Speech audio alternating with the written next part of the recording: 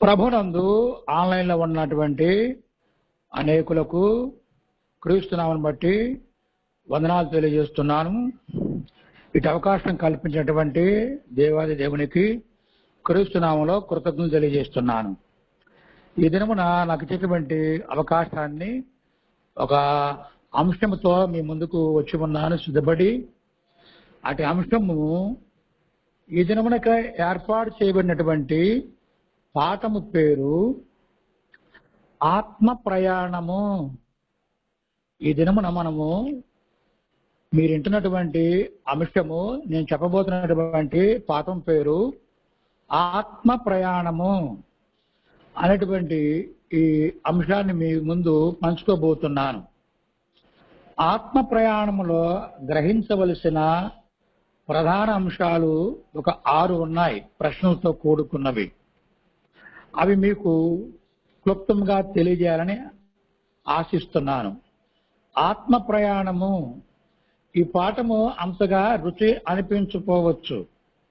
ప్రకృతిలో ఎన్నో పదార్థాలు ఉన్నాయి మానవుని కొరకు. కొన్ని రుచికరంగా ఉంటాయి, కొన్ని చేదుగా ఉంటాయి, కొన్ని పుల్లగా, రకరకాలుగా రుచులతో ఉంటుంటాయి. వాస్తవానికి దేవుడిచ్చిన ప్రతి ఆహారం శరీరానికి అవసరమే. ఎందుకంటే ప్రతి పచ్చని చెట్లన్నీ మీకు ఆహారమగును అన్నారు. కనుక ప్రకృతిలో కొన్ని చెట్లు మానవులకు అనుకూలంగా ఉండకపోవచ్చు. అందులో ఒకటి గన్నేరు వృక్షం అనేది ఉంటుంది. దాని పప్పును తింటే మనుషులు చనిపోతారు, మీకు అందరికీ తెలుసును. కానీ దాని యొక్క వేర్లు వైద్యశాస్త్రంలో ఎంతగానో ఉపకరిస్తున్నాయి. అలాగే జంతువులు కూడా అనేకులు తింటూ ఉంటుంటారు. కొందరు కొన్ని జంతువులు తినరు, కానీ ఔషధాలలో వాటిని ఉపయోగిస్తున్నారు. మీకు తెలుసు, చదువుకున్న వారే. కనుక మన బైబిల్ గ్రంథమనందు ఉన్న విషయాలు అన్నీ కూడా తీపిగా అనిపించవు. అందుకే ఒక చోటన ఏమని రాయబడిందంటే, ఈ బైబిల్ గ్రంథం గురించి తినుచుండగా రుచిగాను తీయగాను ఉంటుంది, కానీ కడుపుకు ఇబ్బంది.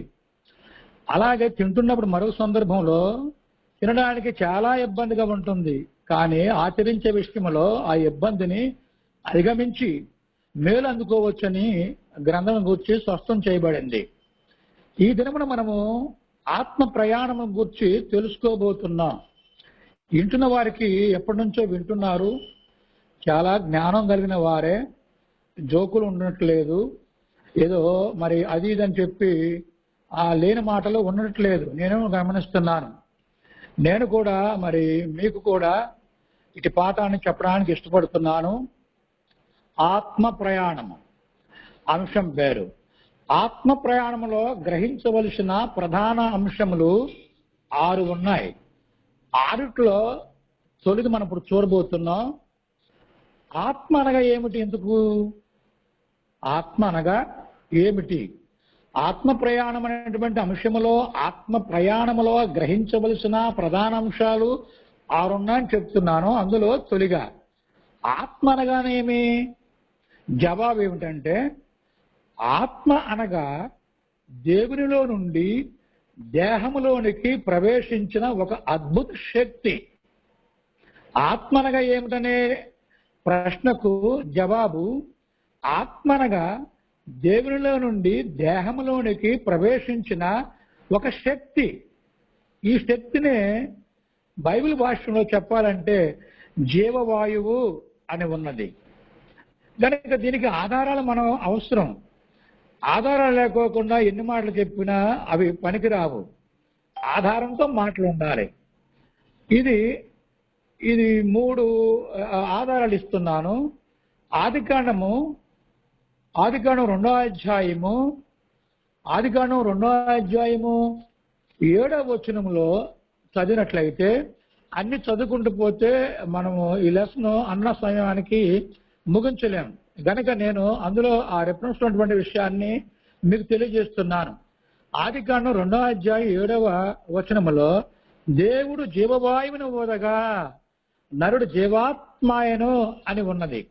దేవుడు జీవవాయువును ఊదగా నరుడు జీవాత్మాయను అని రాయబడింది. రెండవ ఆధారం చూడాలంటే మనం ప్రసంగి గ్రంథానికి వెళ్ళాలి. ఈ ఆది కాండము 2వ అధ్యాయం 7వ వచనము ఆత్మ శరీరమందు తొలి ప్రయాణం. ముగింపు ప్రయాణము ప్రసంగిలో ఉంటుంది.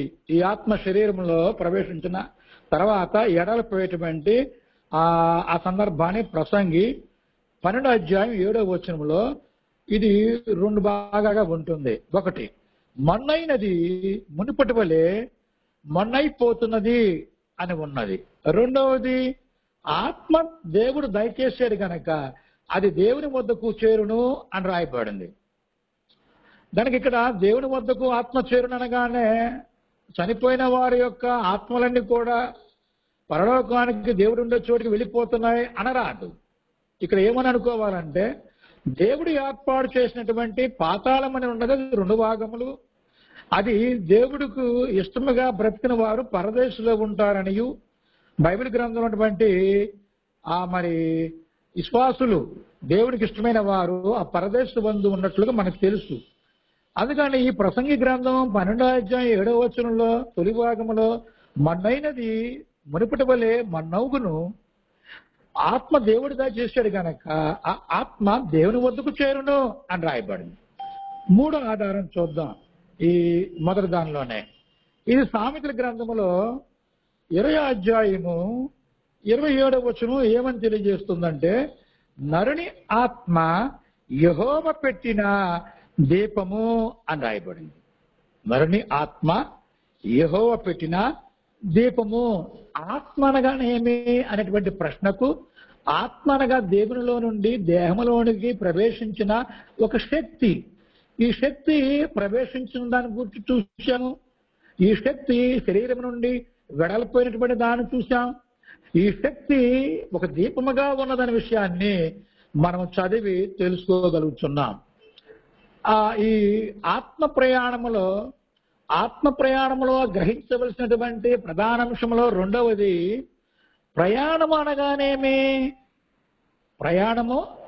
అనగానేమి అనే దానికి ప్రశ్నకు జవాబు ఏమిటంటే, ప్రయాణము అనగా ఒక ప్రాంతం నుండి బయలుదేరి మరొక ప్రాంతమునకు చేరుకొని తిరిగి ప్రారంభ ప్రాంతానికి చేరుకునే ప్రక్రియ. మరలా జవాబు చెప్తున్నాను, దానికంటే ముందు మరలా ప్రశ్న మీ ముందు ఉంచుతున్నాను. ప్రయాణం అనగానేమి? జవాబు, ప్రయాణం అనగా ఒక ప్రాంతం నుండి బయలుదేరి మరొక ప్రాంతమునకు చేరుకొని తిరిగి ప్రారంభ ప్రాంతానికి చేరుకునే ప్రక్రియ. ఇప్పుడు ఆత్మ కూడా దేహంలోనికి ఎక్కడి నుంచి వచ్చి ఉన్నది? దేవుడి నుండి వచ్చి ఉన్నదని మనం తెలుసుకున్నాం ఆది కాండం 2వ అధ్యాయం 27లో. అదేవిధంగా మరి ప్రసంగిలో కూడా 12:7లో కూడా తిరిగి మరలా అక్కడికే వెళుతుందని. ఇక్కడ ప్రయాణం అనగా ఒక ప్రాంతము నుండి బయలుదేరి మరొక ప్రాంతమునకు చేరుకొని తిరిగి ప్రారంభ ప్రాంతానికి చేరుకునే ప్రక్రియ ప్రయాణం అనగా. మూడవది ఇందులో ఆత్మ ప్రయాణమును గూర్చిన వివరణ మనము చూడబోతున్నాం.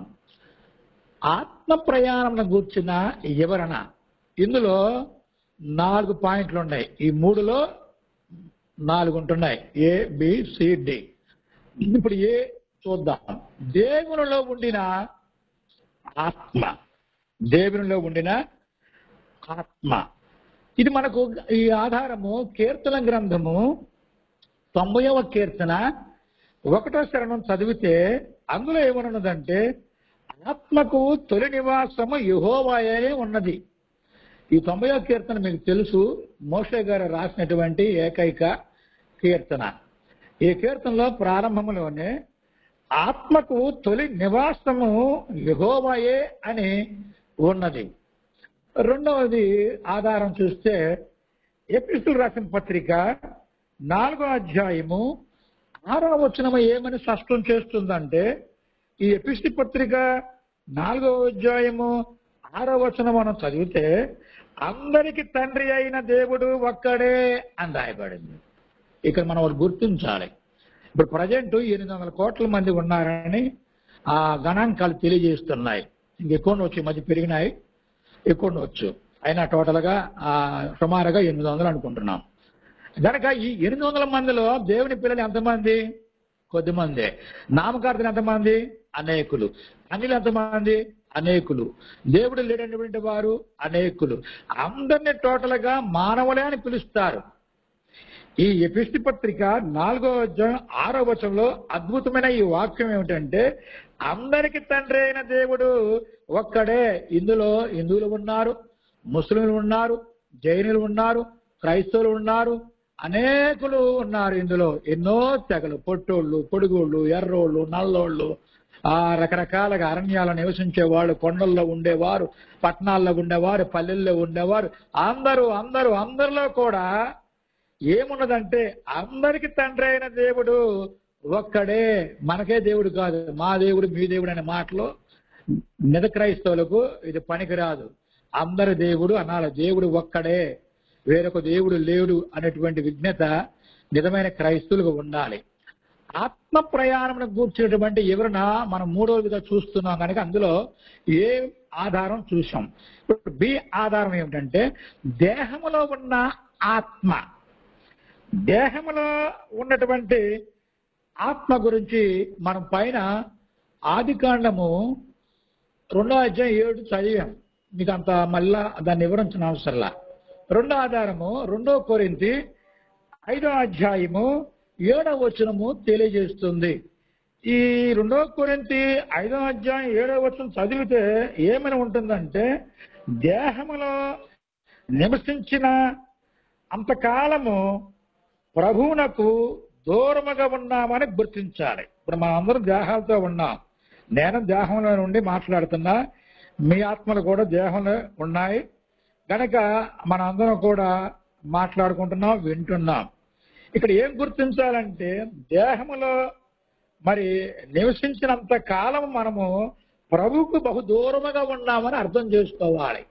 ఆదికాండములో 2వ అధ్యాయం 7లో దేవుడు జీవవాయుని ఊదగా జీవాత్మ అయినటువంటి వారు గనక శరీరంలోకి వచ్చిన తర్వాత మనము ప్రత్యేకింపబడి ఉన్నాం. ఇప్పుడు దేవుల్లో నుంచి ఒక భాగం ఎడగొట్టబడింది. అందుకే మనకు తెలుసు దావీదు గారు కూడా మరి భాగం అని కూడా మాట్లాడతాడు. దేవునిలో నుండి ఇడిపోయినటువంటి భాగం అదే యెహోవా పెట్టిన దీపం అని కూడా మనం చదువుకున్నాం.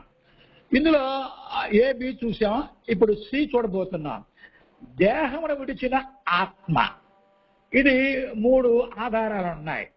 దేహమును విడిచిన ఆత్మ. ఇది 2వ కొరింథీ పత్రిక 5వ అధ్యాయము 9వ వచనం చూసినట్లయితే 2వ కొరింథీ పత్రిక 5వ అధ్యాయం 9వ వచనం,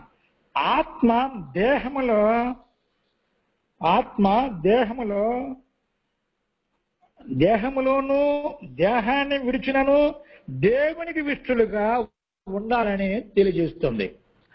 దేహమును విడిచిన ఆత్మ గురించి మనం తెలుసుకుంటున్నాం గనక దేహములో ఉన్నను దేహం బయటకు వచ్చినను మరి దేవునికి విష్టులుగా ఉండాలని చెప్పి దేవుడు కోరుకుంటున్నాడు. ఇది మీకు బాగా స్పష్టంగా కొంచెం అర్థం అవ్వాలంటే లూకా సువార్త యేసు ప్రభువు చెప్పినటువంటి స్టోరీలో లూకా సువార్త 16వ అధ్యాయము 19వ వచనం నుండి 31 వరకు ఒక స్టోరీ కనిపిస్తుంది. మీకు అందరికి తెలుసు, ధనవంతుడు లాజరు. ఈ సందర్భంలో దేహాల్లో ఉన్నప్పుడు ఎలా ఉన్నారో, దేహాలు విడిచిన తర్వాత ఎలా ఉన్నారో అక్కడ సంభాషణ కనిపిస్తుంది. ఇక్కడ మన ప్రశ్న ఏమిటి? దేహమును విడిచిన ఆత్మ. దేహమును విడిచినటువంటి ఆత్మ, ఆ దేహములో ఆత్మ ఉన్నప్పుడు దేవునికి ఇష్టలుగా ఉండాలి. తర్వాత మరణించిన తర్వాత దేవునికి ఇష్టమైనటువంటి స్థలానికి వెళ్ళి ఈ ఆత్మ కూడా దేవునికి విధేయతగానే కనిపించాలి. ఈ లూకా సువార్తలో స్టోరీ మనకు తెలుసు. ధనవంతుడికి సోదరులు ఉన్నారు, లాజరుకు సోదరులుగానే వారు ముందు వెనక ఎవరు తెలియదు. అతడు దరిద్రుడై ధనవంతుడు ఇంటి దగ్గరలో వారు తినేసినటువంటి రొట్టె ముక్కలు తింటూ కురుపులతో వాటితో ఉండి అతను కూడా చనిపోయాడు, ధనవంతుడు చనిపోయారు. ఇద్దరు పాతాళమైన లోకానికి వెళ్ళిపోయారు. 2 భాగాలను చెప్పుకున్నాం. పై భాగంలో పరదేశు అబ్రహాము గారు, మరి హేబేలు మొదలుకొని నీతిమంతులందరూ అక్కడే ఉన్నారు కనుక అక్కడికి లాజరు గారు పంపబడ్డాడు. ఈ ధనవంతుడు కింది భాగానికి వెళ్ళిపోయాడు, వేతన పడుతున్నాడు. అప్పుడు అబ్రహాము గారు చెప్తున్న మాట ఏమిటి? నాయన బ్రతుకున్నప్పుడు దేవుని ఆత్మ కలిగిన నీవు నిష్టానుసారంగా బ్రతికావు, దేవునికి ఇష్టముగా బ్రతకలేదు. అదే ఈ లాజరు గారు దేవుని ఆత్మ కలిగి శరీరంలో రుగ్మతలు ఉన్నప్పటికీ, ఆహారం దొరకపోయినప్పటికీ, దొరికినప్పుడు కడుపు నింపుకుంటూ కూడా దేవుణ్ణి ఎక్కడ కూడా ఆయన నిందించలేదు. నువ్వైతే సుఖభోగాలతో బ్రతికావు. కానీ ఇప్పుడు వచ్చి నువ్వేమంటున్నావంటే ఆయనకి లభించినటువంటి అదృష్టాన్ని అది నా తమ్ముడికి కలగాలి, నాకు కలగాలన్నట్లుగా భ్రమలు మరి తెలియజేస్తున్నావు. దానికి ఇక్కడ మన ప్రశ్న, దేహమును విడిచినటువంటి ఆత్మ గనక దేహంలో ఉన్నప్పుడు దేవుని స్తుతించాలి, దేవుని కొరకు బ్రతకాలి. వెడలిపోయిన తర్వాత దేవుడు ఎలాగో ఓ చక్కటి ఏర్పాటుకు పంపిస్తున్నాడు. అబ్రాహామును పంపించాడు, పునాది గల పట్టణం కొరకు ఎదురు చూస్తున్నారు. చక్కని సంభాషణ మనము ఈ లోకాసు వార్తలో 16వ అధ్యాయం 19 నుండి 31 చదవగలమని అర్థమవుతుంది. ఇందులో ABC చూసినప్పుడు D చూడబోతున్నా. 3లో మహిమ గల దేహములో నివసించబోవు ఆత్మ. అర్థమవుతుందా? దేహము గల మహిమ గల దేహములు నివసింపబోవు ఆత్మ. ఇది మనకు ఆధారము ఫిలిప్పీయులకు రాసిన పత్రిక 3వ అధ్యాయం 20-27 వచనాల్లో మనకు కనిపిస్తుంది. మహిమ గల దేహములో నివసింపబోవు ఆత్మ. ఇప్పుడు మన శరీరంలో దైవాత్మ పెట్టినటువంటి దీపము మనకున్నది. దీన్ని ఏమంటున్నాడు? మహిమ గల దేహములో నివసింపబోవు ఆత్మ. ఈ ఫిలిప్పీలో రాయబడిన రాత చూస్తే 3వ అధ్యాయం 20-21 వచనాల్లో మన పౌరస్థితి ఎక్కడుందంటున్నాడు దేవుడు? పరలోకంలో ఉందంటున్నాడు 1వ భాగంలో. ఈ 2 వచనాల్లో 2వ భాగంలో యేసు మన దేన శరీరాన్ని మహిమగల శరీరముగా మార్చును. ఇంకా మార్చలేదు మన శరీరాలని.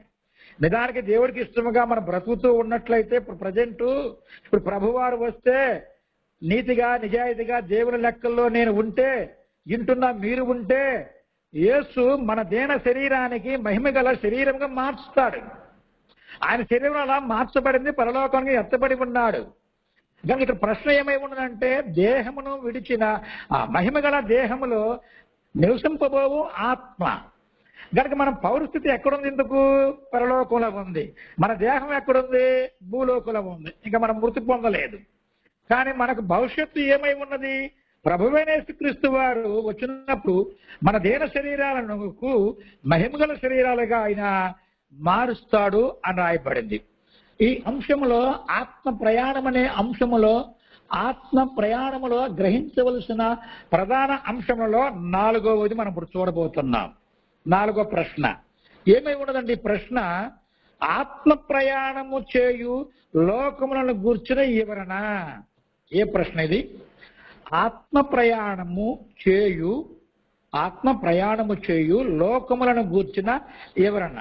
ఈ ఆత్మ ఎన్ని లోకంలో ప్రయాణం చేయగలదో తెలుసా? పరలోకంలో ప్రయాణం చేస్తుంది, భూలోకంలో ప్రయాణం చేస్తుంది, మృతుల లోకంలో ప్రయాణం చేస్తుంది. మరలా మంచివారు, దేవునికి ఇష్టలు మరలా పరలోకానికి మరి వెళ్ళేటువంటి విధంగా. అనగా ఈ ఆత్మ భూలోకములోను, మృతుల లోకములోను, పరలోకములోను ప్రయాణం చేయగలదని స్పష్టంగా చెప్పబడుతున్నట్లుగా మనకు తెలుస్తూ ఉన్నది. ఇది కాస్త వివరంగా ఆధారాలతో మీకు ఇవ్వాలంటే ఈ 4లో పరలోకములో కీర్తనలోకి వెళదాం. 90వ కీర్తన మరి మనకు తెలుసును, 1వ చరణం. ఇందులో పరలోకములో మన యొక్క నివాసమనియు ప్రారంభమనియు అక్కడ ఉంటుంది. అదేవిధంగా మత్తయి రాసినటువంటి సువార్తలో 6:9లో కూడా పరలోకంలోనే మన నివాసమని కూడా, ప్రారంభమని, ఆ లోకంలో కూడా మనము ఉన్నామనియు ఆత్మలతో దేవునిలో ఇక్కడ తెలపబడుతుంది. ఇందులో ఈ బిలో ఏంటంటే భూలోకములో ఈ ఆత్మ ప్రయాణం చేస్తుంది శరీరాల్లో ఉండి. ఎలాగూ అది యోబు గ్రంథము 37వ అధ్యాయము 12వ వచనము మరియు యెషయా గ్రంథము 4వ అధ్యాయము 42వ అధ్యాయము 5వ వాక్యం. మరలా రిఫరెన్స్ చెప్తున్నాను బ్రదర్స్ వినండి. యోబు గ్రంథము 37వ అధ్యాయం 12వ వచనం, యెషయా గ్రంథము 42:5లో ఈ రెండు రిఫరెన్స్ లో కూడా భూగోళము అని రాయబడింది, అనగా భూలోకం అని రాయబడింది. ఈ ఆత్మ ప్రయాణం రెండవదిగా భూలోకంలో కూడా ప్రయాణం చేస్తున్నది శరీరాలతో. ఇప్పుడు నేను శరీరంతో ఉన్నా, మీరు శరీరాలతో ఉన్నా. ఇప్పుడు నాకు 56 సంవత్సరములు గనక ఈ 56 సంవత్సరాల భూలోకంలో నా ప్రయాణం కొనసాగుతుంది, ఇంకెన్నాళ్ళు ఉంటానో తెలియదు. గనక ఈ రెండు ఆధారాలను బట్టి ఆత్మ భూలోకంలో కూడా ప్రయాణం జరుగుతుంది. ఏ చూసాం? బి చూసాం. ఏ పరలోకము, బి భూలోకము, సి మృతుల లోకము, బి మృతుల లోకము. ఈ మృతుల లోకం గురించి చూడాలంటే మనకు ఆధారం మీకు ఇవ్వాలంటే ప్రసంగి గ్రంథము 9వ అధ్యాయం 10వ వచనం. ఇక్కడ ఏం రాయబడిందంటే పాతాళ లోకము అని రాయబడింది. పాతాళ లోకం అంటే మృతుల లోకమని అర్థము, మృతుల లోకమని అర్థము. రెండో ఆధారం ఏమిటంటే ఫిలిప్పీయులకు రాసిన పత్రిక 2వ అధ్యాయము 9-10 వచనాల్లో, ఫిలిప్పీయులకు రాసిన పత్రిక 2వ అధ్యాయము 9-10 వాక్యాలు ఏం చెప్తుందంటే ఇక్కడ 3 లోకాలలో కూడా ఆత్మ ప్రయాణం జరుగుతుందని రాయబడి ఉన్నది. 3 లోకాల్లో కూడా ఆత్మ ప్రయాణము జరుగుతుందని స్పష్టంగా అర్థమవుతూ ఉన్నది. తర్వాత చూసినట్లయితే ఈ 4లో మనము చూస్తున్నాం కదా మృతుల లోకంలో గూర్చి. మరలా యోబు గ్రంథానికి వెళ్ళినట్లయితే రెండో ఆధారము 14వ అధ్యాయము 10 నుండి 13 వచనాల్లో చదివితే, 14వ అధ్యాయము 10 నుండి 13 వచనంలో ఏముంటుందంటే పాతాళములో దాచిన ఎడల ఎంత మేలు. ఇంతకితడు ఎక్కడుండి మాట్లాడుతున్నాడు? భూలోకంలో ఉండి మాట్లాడుతున్నాడు. ఈయన దేహం అందు ఆత్మ ఉంది. ఈ ఆత్మ ప్రయాణంలో భూలోకంలో రెండో లోకము, మూడు లోకాలని దేవుడు 3 లోకాలని చెప్పాడు, 3 దేశాలని చెప్పాడు, 3 ఆకాశాలను కూడా చెప్పబడింది. దానికి ఇక్కడ భూలోకంలో ఉన్నటువంటి యోబు గారు బాధపడుతూ ఇబ్బంది పడుతూ ఉన్న సందర్భంలో ఆయన అనుకుంటున్నాడు కదా, నన్ను నీవు చనిపోయిన తర్వాత పాతాళములో దాచిన ఎడల ఎంత మేలు అంటున్నాడు. అంటే మృతుల లోకంలో కూడా ఈ ఆత్మ ప్రయాణం చేస్తుంది. పాతాళం అనగానే అక్కడ వేదనకరమైనటువంటి ప్రాంతం ఉంది, మరి సుఖమైనటువంటి ఆ ప్రాంతం కూడా ఉంది. 2 భాగాలు మధ్యలో అగాధం అనేది రాయబడింది. ఈ 2 ఆధారాలను బట్టి మృతుల లోకంలో కూడా ఈ ఆత్మ ప్రయాణము కొనసాగుతుంది. ఇప్పుడు ఈ 3 లోకాల్లో ఆత్మ ప్రయాణం జరిగింది. తర్వాత ఎక్కడికి వెళతారు అక్కడి నుండి అన్నట్లయితే మంచివారు మరలా పరలోకానికి వెళ్ళిపోవాలి. ఏ బి సి చూసినప్పుడు డి చూస్తున్నాం. ఇందులో 4వ పాయింట్లో పరలోకానికి తిరిగి వెళ్ళిపోవాలి. ఇది ఆధారం ఏమిటి? మనకు ఆధారం ఏమిటంటే మరలా మోషే గారు రాసిన కీర్తన దగ్గరికి పోవాలి. 90వ కీర్తన 3వ చరణంలో ఇక్కడ స్పష్టంగా అంతా చదివితే ఏముంటుందంటే 3వ చరణం చదివితే నరులారా తిరిగి రండి అనే పదం వాడబడింది. నరులారా తిరిగి రండి. తిరిగి రమ్మంటున్నారంటే ఎక్కడి నుంచి అయితే కాలు వస్తుందో అక్కడికి వెళ్ళాలని. ఎక్కడి నుంచి అయితే కాలు వచ్చిందో ఎక్కడికి వచ్చారు వీరు? ఎక్కడి నుంచి అయితే కాలు వచ్చిందో పిలుపు వచ్చిందో అక్కడి నుంచి ఈ శరీరంలోనికి వచ్చారు, భూలోకంలో తిరిగారు, చనిపోయిన తర్వాత పాతాళ లోకానికి వెళ్ళారు. అక్కడి నుంచి మరలా దేవునికి ఇష్టమైన వారు పరలోకానికి పంపబడాలి అని అక్కడ తెలపబడుతుంది. తిరిగి రమ్మంటున్నా అంటే మంచివారిని రమ్మంటున్నాడు. 2వ ఆధారం ఏమిటి? ఈ డీలో పరలోకానికి సంబంధించింది. ప్రసంగి గ్రంథము 12వ అధ్యాయము 7వ వచనం. ఇక్కడ ఏమని రాయబడిందంటే దేవుడు ఉండేటువంటి పరలోకానికి వీరు చేరతారని రాయబడింది. ఈ ప్రసంగి 12:7లో దేహాన్ని విడిచిపెట్టిన తర్వాత ఆత్మ దేవుని వద్దకు వెడలిపోతుంది అని రాయబడింది. కనుక మరలా తిరిగి మంచి ఆత్మలు అన్నీ కూడా పరలోకానికి చేరాలి. అనగా పరలోకానికి మరలా రిటర్న్ అయిపోవలసిందే. మంచివారందరూ కూడా, చెడ్డవారు నరకంలో ఉండిపోతారు. అదేవిధంగా 3వ ఆధారం చూస్తే ఈ డీలో పరలోకం గురించి హెబ్రీయులకు రాసిన పత్రిక 11వ అధ్యాయము 13 నుండి 16 వరకు చదివితే ఈ వచనాలన్నీ కూడా ఈ మనం చదవలేం కనుక, ఎందుకంటే పాఠము చాలా బిగ్ అయిపోతుంది కనుక నేను వాటిని ముఖ్యమైనటువంటి మాట చెప్తున్నాను. ఏప్రిల్ రాసిన పత్రిక 11వ అధ్యాయం 13 నుండి 16 వరకు. దేవునికి ఇష్టలు పరలోకానికి చేరటానికి ఇష్టపడుతూ ఉన్నారు.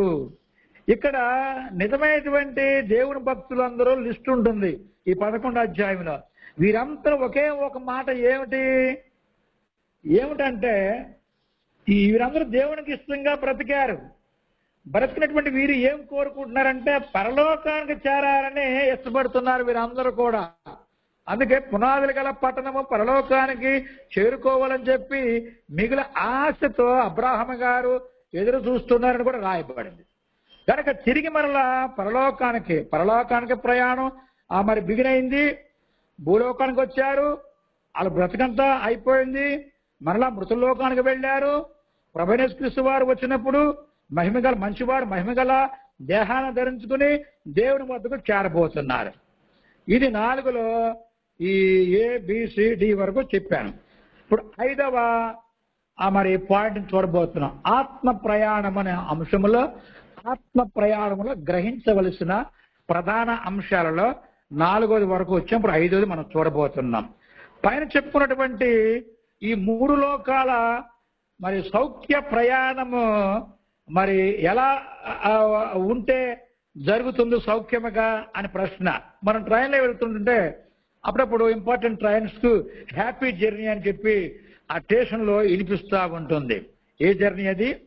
Happy journey. కనుక ఈ 3 లోకాలలో కూడా సౌఖ్యమైన ఆత్మ ప్రయాణము ఎలా ఉంటే జరుగుతుంది సౌఖ్యముగా? జవాబు ఏ, దేహమందున్నను దేవునికి ఇష్టంగా బ్రతకాలి. దేహమందున్న. బి, దేహమును విడిచినను ఆయనకి ఇష్టలమై ఉండవలను అని రాయబడింది ఒక ఆధారం బట్టి. ఈ ఆధారం మనకి ఎక్కడ దొరుకుతుందంటే 2 కొరింథీయుల్లో 5వ అధ్యాయము 9వ వచనంలో కనిపిస్తుంది. 5వ అధ్యాయము 9వ వచనంలో మనకు కనిపిస్తుంది. గనక ఇప్పుడు 6వ లాస్ట్ అంటది ఫైనల్ది 6వ మరి పాయింట్ చూడబోతున్నాం. ఇది మొత్తము 3 ఉంటాయి. ముందుగా ప్రశ్న 6లో ఈ 3 లోకాలలో ఉన్నటువంటి ఆత్మ ప్రయాణములో దేవునికి ఇష్టడై ఉండుట ఎలాగు అనే ప్రశ్న ఏమిటంటే 6వ పాయింట్లో 3 లోకాలలో ఆత్మ ప్రయాణములో దేవునికి ఇష్టడై ఉండుట ఎలాగు అనేటువంటి ప్రశ్నకు సమాధానము ఏ, భూలోకములో దేహములో ఉన్నప్పుడు దేవుని చిత్తాన్ని నెరవేర్చుట దేవునికి ఇష్టం. చిత్తం అంటే ఏమీ లేదు, దేవునికి ఇష్టమని అర్థం చేసుకోవాలి. అదే రాయబడింది. దేవుని చిత్తం అంటారు చాలా మంది. దేవుని చిత్తం అని కూడా రాయబడింది, కానీ చిత్తం అంటే ఏమి లేదు, ఇష్టమని అర్థం. గనక భూలోకములో దేహములో ఉన్నప్పుడు దేవుని చిత్తము నెరవేర్చుట దేవునికి ఇష్టము. ఇది మనకు 3 ఆధారాలు ఉన్నాయి. ఒక ఆధారం చూద్దాం. ఏప్రిల్ రాసిన పత్రిక 10వ అధ్యాయము 5 నుండి 7 వచనాలు చదివితే మానవ శరీరము ద్వారా దేవునికి ఇష్టలుగా బ్రతకాలి. వింటున్నారా? భూలోకములో దేహములో ఉన్నప్పుడు దేవుని చిత్తము నెరవేర్చుట దేవునికి ఇష్టము. ఆయన ఇష్టము ఎలాగ చేయాలి? పెద్దవాడైనా మంచివాడైనా దేహంలో ఆత్మ ఉన్నప్పుడు జరుగుతాయి ప్రక్రియలన్నీ కూడా. ఒకే ఒక్క వ్యక్తిలో కూడా చెడు జరుగుతుంది, మంచి జరుగుతుంది. గనక అటు ఉపయోగపడుతుంది ఈ దేహము, ఇటు ఉపయోగపడుతుంది, అటు ఉపయోగపడుతుంది ఈ ఆత్మ, ఇటు కూడా ఉపయోగించుకుంటున్నారు. ఇక్కడ దేవుడు ఏం కోరుకుంటున్నాడంటే ఎబ్రిల్లో 10 అధ్యాయం 5 నుంచి 7 వచనాలలో ఈ మన మానవ యొక్క శరీరము ద్వారా దేవునికి ఇష్టలుగా బ్రతకాలని కోరుకుంటున్నాడు. 2వ ఆధారం యోహాను రాసిన సువార్త 6వ అధ్యాయము 38లో ఏముంటుందంటే యేసుకు ఒక శరీరాన్ని దేవుడు అమర్చినట్లుగా అక్కడ రాయబడింది. దేవుడట యేసు ప్రభు వారికి ఒక శరీరాన్ని అమర్చాడు. ఎక్కడ? మరియమ్మ గారి యొక్క గర్భమునందు. అప్పుడు ఆ శరీరాన్ని ఉపయోగించుకున్న యేసు తన ఇష్టాన్ని నెరవేర్చకూడదు. యేసు ప్రభు చెప్తున్నాడు ఏమని? యేసు ఇష్టాన్ని నెరవేర్చుకోకుండా తండ్రి ఇష్టాన్ని నెరవేర్చాడని చెప్పి ఈ ఆధారంలో మనకు లిఖింపబడి ఉన్నది. యేసు శరీరాన్ని దాల్చి ఆ శరీరంతో దేవుని ఇష్టాన్ని నెరవేర్చాడు, అంతేగాని తన ఇష్టాన్ని నెరవేర్చుకోవడానికి రాలేదని కూడా తెలియజేశాడు. మూడో ఆధారము మత్తయి రాసిన సువార్త 7వ అధ్యాయము 21 ఏముంటుందంటే, మీకు తెలుసు, చాలా మంది ఉపయోగిస్తూ ఉంటుంటారు ప్రార్థనలో కానీ ప్రసంగాల్లో కానీ. ఈ మత్తయి రాసిన సువార్త 7వ అధ్యాయం 21 ఏముంటుందంటే, ప్రభువా ప్రభువా అని పిలిచే ప్రతివాడు పరలోకానికి వెళ్ళడు. చూసారా, ఈ శరీరంలో ఉండి ఈ నోట్ని ఉపయోగిస్తూ శబ్దం చేస్తూ ప్రభువా ప్రభువా అని పిలిచే ప్రతివాడు కూడా పరలోకానికి వెళ్ళడు. మరి ఎవరు వెళ్తారంటే ప్రభు చిత్తాన్ని నెరవేర్చేవాడే పరలోకానికి వెళతాడు అని స్పష్టంగా ఉంది. ప్రభు చిత్తాన్ని అంటే ఈ ప్రశ్నలో ఏముంది? భూలోకములో దేహములో ఉన్నప్పుడు దేవుని చిత్తము నెరవేర్చుట దేవునికి ఇష్టము. యేసు ప్రభు వారు తన శరీరముతో దేవునికి ఇష్టముగా బ్రతికి నెరవేర్చాడు. అలాగే నెహెమ్యా కాలంలో నెహెమ్యా కూడా ఒక అధికారిగా గవర్నర్గా ఉండి ఆయన ఏమి కూడా లంచాలు ఏం పుచ్చుకోకుండా తనకంటే ముందుగా ఉన్నటువంటి అధికారులు ఎన్నో లంచాలు పుచ్చుకునేవాళ్ళు, ఆనాటి ప్రజల దగ్గర ఎన్నో స్వీకరించేవాళ్ళు ఆహార పదార్థాలు. కానీ నెహెమ్యా ఏమన్నాడంటే, ఆ శరీరంలో దేవుని ఆత్మ ఉన్నది, దేవుని పెట్టిన దీపము, శరీరంతో దేవుని మహింపరుస్తున్నాడు కదా, వాళ్ళందరూ నాకంటే ముందున్న వారు చాలా పనులు చేశారు, కానీ నేను అలా చేయను. కారణం ఏంటంటే దేవుని భయం చేత నేను అలాగూ చేయలేదు. నేనే కాదు, నా కింద ఉన్నటువంటి అధికారులు కానీ, నా బంధువులు కానీ, రక్త సంబంధులు కానీ ఎవరూ చేయలేదని చెప్పి నెహెమ్యా గ్రంథం 5వ అధ్యాయము 14 నుంచి 19 వచనాల్లో ఆయన యొక్క నీతి క్రియలు అక్కడ కనిపిస్తాయి. ఆయన అవన్నీ కూడా ఎలా చేశాడంటే దేహముతో ఉండే దేవుణ్ణి మహింపరిచాడు, దేవునికి ఇష్టమైనట్లుగా జీవించాడు. కనుక మనము కూడా ఈ యేసు ప్రభు వారి వలె, ఈ నెహెమ్యా గారి వలె, మరి తర్వాత అపోస్తలుడైన పౌలు గారి వలె, పౌలు గారు శరీరంలో ఉండి ఎన్నో దెబ్బలు తిన్నాడు, ఎన్నో అవమానాలు పడ్డాడు, ఎన్నో మార్లు బయటికి వీడ్చేశారు, మరి సాటి సహోదరులే మోసం చేశారు. ఆఖరకు తలకా తీసుకుంటామంటే తీసుకోమని చెప్పి అప్పగిస్తూ ఆయన మౌనుడై ఉన్నాడు. అందుకే అన్నాడు, బ్రతుకుట క్రీస్తు కొరకు, చావైతే లాభం అన్నాడు. ఇప్పుడు దేవుడు ఏం కోరుకుంటున్నాడు అంటే దేహాన్ని ఇచ్చింది, ఆ శరీరాన్ని ఇచ్చింది ఎందుకంటే ఆ శరీరం ద్వారా నన్ను మహింపరచాలి, నా ఇష్టాన్ని మీరు నెరవేర్చాలి అని తెలియజేస్తున్నాడు. ఈ 6లో చివరిలో ఏ చూసాము, ఇప్పుడు బి చూడబోతున్నాం. బీలు ఏంటంటే మృతుల లోకములో పరదేశులో విశ్రాంతి పొందుట దేవునికి ఇష్టము. మనము 3వది లోకం చూస్తున్నాం, అది మృతుల లోకము, పాతాళ లోకము. గనక పరదేశులో విశ్రాంతి పొందుట దేవునికి ఇష్టం. భూలోకంలో ఉన్న వారికి దేవుడేమని మరి ప్రవక్తలు పంపించి పితరుల ద్వారా మాట్లాడి చివరిగా కుమారుని ద్వారా మాట్లాడిన సందేశం ఏమిటి? ఎందుకు? మీరందరూ నేను చెప్పినట్లుగా నా రాతల ప్రకారం బ్రతకండి, దిద్దుబాటు కలిగి ఉండండి, పాపిష్టి పనులు చేయకండి, దుర్మార్గుడుగా బ్రతికి మరి మరణించటం నాకు ఇష్టం లేదు. వాడు మార్పు నుండి మరి నీతిగా బ్రతకటే నాకు ఇష్టము, అలాగుండి చనిపోతే నరకాగ్ని పోతాడు. కనుక నాకు ఇష్టం ఏమిటంటే మృతుల లోకానికి అనగా పాతాళానికి వెళ్లే ముందర నీతి క్రియలు, సత్క్రియలు, దేవునికి ఇష్టమైన పనులు చెయ్యాలని దేవుడు తెలియజేస్తున్నాడు. ఇద్దరు సంభాషించుకుంటుంటే భక్తులు దేవుడు చెయ్యొగ్గి వింటున్నానంటున్నాడు, నెహెమ్యా గారి సందర్భం కూడా ఇప్పుడు వస్తుంది. మరలా నెహెమ్యా నిజముగా దేవుడి పైనుండి చూస్తున్న భయముతో, దేవుని భయముతో నేను గతంలో చేసిన వారి వలె ప్రవర్తించలేదు అని చెప్పాడు. గనక మనకు దేవుడు చూస్తున్నాడని చెప్పి మనం ఒంటరిగా ఉన్నా గాని 10 మందిలో ఉన్నా గాని దేవుని భయంతో బ్రతకాలి. అసలు మరి జ్ఞానానికి మూలము భయము, భక్తి అని రాయబడింది. దీనికి ఎడ్యుకేషన్ అవసరంలా, భయంతో కూడుకున్న భక్తి ఉంటే మరి అదే జ్ఞానం అని దేవుడు తెలియజేస్తూ ఉంటున్నాడు. కనుక ఈ హెబ్రీయులకు రాసిన పత్రిక 10వ అధ్యాయము మరి 5 నుండి 7 మనం చూసాము. కనుక యోహాను సువార్త 6వ అధ్యాయము 38 కూడా మనము చూసాము.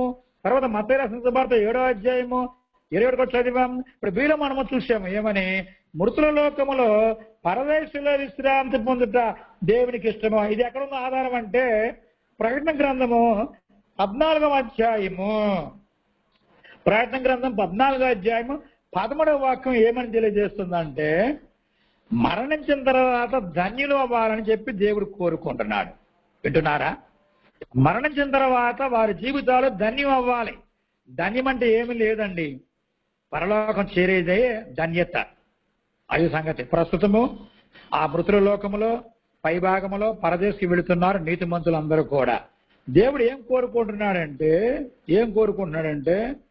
ఆయన మృతుల లోకములో పరదేశంలో విశ్రాంతి పొందుట దేవునికి ఇష్టం. తన కొడుకు దేవుని చెప్తున్నాడు, సమస్త భారం మోస్తున్నటువంటి వారలారా నా వద్దకు రండి, మీకు నేను విశ్రాంతినిచ్చేదను. ఈ శరీరాలు ఉన్నప్పుడు అనేకులు తిడుతున్నారు, కొడుతున్నారు, అన్నిటి విషయాల్లో మరి అంగీకరించరు, సహకరించరు. అపోస్తలుడైన పౌలు గారు ఆయన ఒక చోట రాసుకున్నాడు, ఒక లిస్టులో రాసుకుని సిగ్గుపడుకోకుండా. ఆయనకి ఎన్ని అవమానాలు జరిగాయో, ఎంత ఇబ్బంది పడ్డాడో, పస్తులతో ఉన్నానని కూడా రాశాడు. అంత పెద్ద భక్తునికి ఒక పూట ఆహారం కూడా దొరకని స్థితిని అయినా కానీ ఆయన ఓర్చుకుని ఉపవాసాలతో జాగారాలతో తన జీవిత చివరి దినం వరకు కూడా అలాగే కొనసాగాడు. అలాగే కొనసాగి ఏమంటున్నాడు దేవుడు ఇక్కడ ఈ ప్రకటన గ్రంథం నందు 14:13లో, మృతులైనటువంటి వారు వారి జీవితాలు ధన్యులు అవ్వాలంటే దేహాలలో ఉన్నప్పుడు దేవుడికి ఇష్టలుగా బ్రతకాలని తెలియజేస్తున్నాడు. ఈ 6లో చివరి పాయింట్ సి, పరలోకంలో మహిమగల దేహములో క్రీస్తు సారూప్యము కలిగి ఉండుటే దేవునికి ఇష్టము. కనుక ఇప్పుడు పరదేశంలో నీతిమంతులు ఉన్నారు. ప్రభువైన యేసుక్రీస్తు వారు ఎప్పుడు వస్తారో ఎవరికి తెలియదు, అది దేవునికి తెలుసు. వచ్చినప్పుడు మార్పు చెందుతారు. పాత పెట్టేటువంటి శరీరాలని కులిపోవచ్చు, ఈ మట్టిలో కలిసిపోవచ్చు. శబ్దం ఉన్నప్పుడు ఆ పరదేశంలో ఉన్నటువంటి ఆత్మ ఎక్కడైతే శరీరాలను మరి ఖననం చేశారో, పూడ్చిపెట్టారో, మట్టిలో కలిసిపోయాయో, మరి ఇవన్నీ కూడా మనలా మహిమగల దేహముగా మార్చబడి క్రీస్తు సారూప్యము కలిగినదై క్రీస్తుని ఎదుర్కొని క్రీస్తుతో పాటు పరలోకానికి వెళ్ళబోతున్న విషయాన్ని ఈ చివరిలో తెలియజేస్తున్నాడు.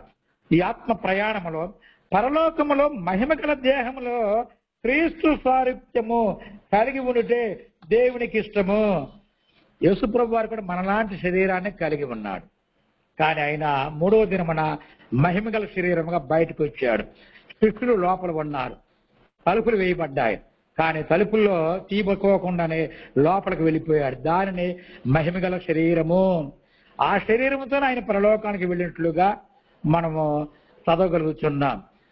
మరి ఆ యొక్క మరి సమాధి తోటలో కూడా ఒక స్త్రీ ముట్టుకోపోతే, అమ్మ నన్ను ముట్టుకోకు, నేను పరలోకానికి ఇంకా ఎక్కిపోలేదు, తండ్రికి నేను కనబరుచుకోవాలన్నాడు. మరి కొంత సమయం అయిన తర్వాత శిష్యులకు కూడా ఒక శిష్యునికి చెయ్యిస్తున్నాడు, ఇక చూడవయ్యా అంటున్నాడు. అంటే ఈ లోపు ఈ మహిమగల దేహము ఎక్కడికి వెళ్ళి వచ్చినట్లు, పరలోకానికి వెళ్ళొచ్చినట్లు. ఆత్మ ప్రయాణం చూడండి ఎంత స్పీడ్ గా జరుగుతున్నదో.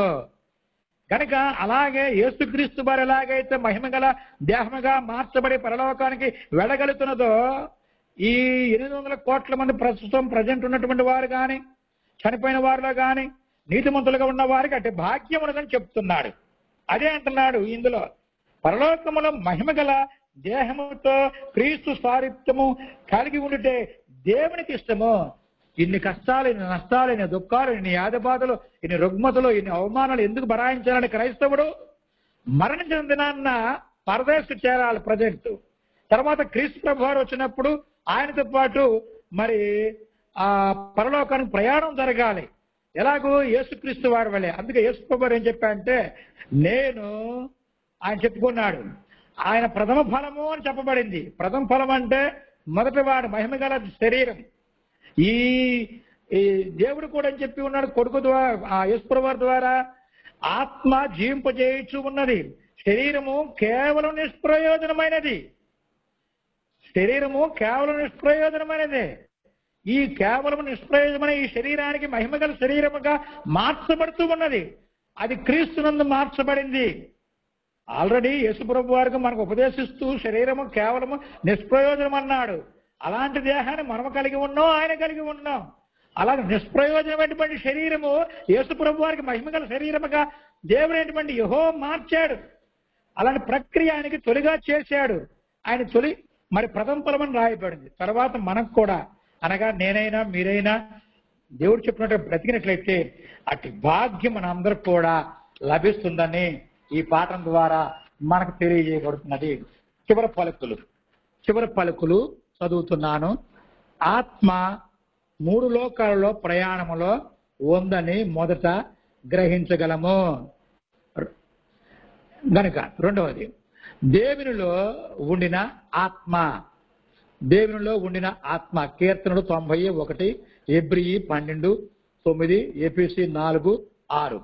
మూడవది, దేహములో నివసిస్తున్న ఆత్మ. 2 కొరింథీ 5:7, 2 పేతురు 1:13 వరకు. నాలుగవది, దేహమును విడిచే ఆత్మ. 2 కొరింథీ 5:7, యోబు గ్రంథం 14:5. 5వ పాయింట్ ఇందులో చివరి పలుకుల్లో, మహిమగల దేహములో నివసించబోవు ఆత్మ. ఫిలిప్పీలు రాసిన పత్రిక 3:20-21 వరకు. 1 కొరింథీ పత్రిక 15:50-54 వరకు. తర్వాత 3 లోకాలలో ఆత్మ సౌఖ్య ప్రయాణము చక్కగా జరగాలి. దేహంలో ఉన్న మనము మిడిసిపడకూడదు, అదిరిపడకూడదు. దేవుడు ఉన్నాడని గుర్తించాలి. గుర్రం యొక్క బలాన్ని బట్టి దేవుడు మరి మనకు అతిశయం వద్దన్నాడు. యెహోవా వలన మనకు అతిశయం ఉండాలి. కనుక నిజమైన క్రైస్తవులు దీన మనసు కలిగి దీనులై మరి దేవునికి విధేయులై బ్రతకాలి. క్రీస్తు ఏ విధంగా అయితే బ్రతికి ఉన్నాడో అలాంటి బ్రతకమని అపోస్తలుడైన పౌలు గారు కూడా మనకు తెలిపి ఉన్నాడు. అలాగే ముందుకు సాగాలి. ఇలాగ సాగుతూ ఉన్నట్లయితే మీ ఆత్మ ప్రయాణము, నా ఆత్మ ప్రయాణము, సమస్తమైన ఆత్మ ప్రయాణాలు సుఖాంతంగా ఉంటాయి. హ్యాపీ జర్నీ జరుగుద్ది. మీకు నాకు అందరకు హ్యాపీ జర్నీ జరగాలని ఆశిస్తూ ఇంతటితో ఈ పాఠము ముగిస్తున్నాను. చిన్ని ప్రార్థన. తండ్రి దేవా, ఇటు సమయంలో ప్రభు ఆత్మ ప్రయాణం గురించి మా ప్రియులతో కొంచెం పంచుకొని ఉన్నా. ఇది కొంచెము అంత ఇంట్రెస్ట్ గా అనిపించదు. అయినా ప్రియులందరూ కూడా మీ పిల్లలు అర్థం చేసుకుంటారని ఆశిస్తున్నాను. వినదానిని మరింతగా వారి యొక్క జ్ఞానానికి ఇది కూడా జోడించుకుని ముందుకు సాగలరని ఆశిస్తున్నాం. సమస్తమైన జ్ఞాపం చేసుకోండి, నిర్వాహకులను జ్ఞాపం చేసుకోండి, అందరిని జ్ఞాపం చేసుకొని ప్రార్థిస్తున్నాం. ఇటు యొక్క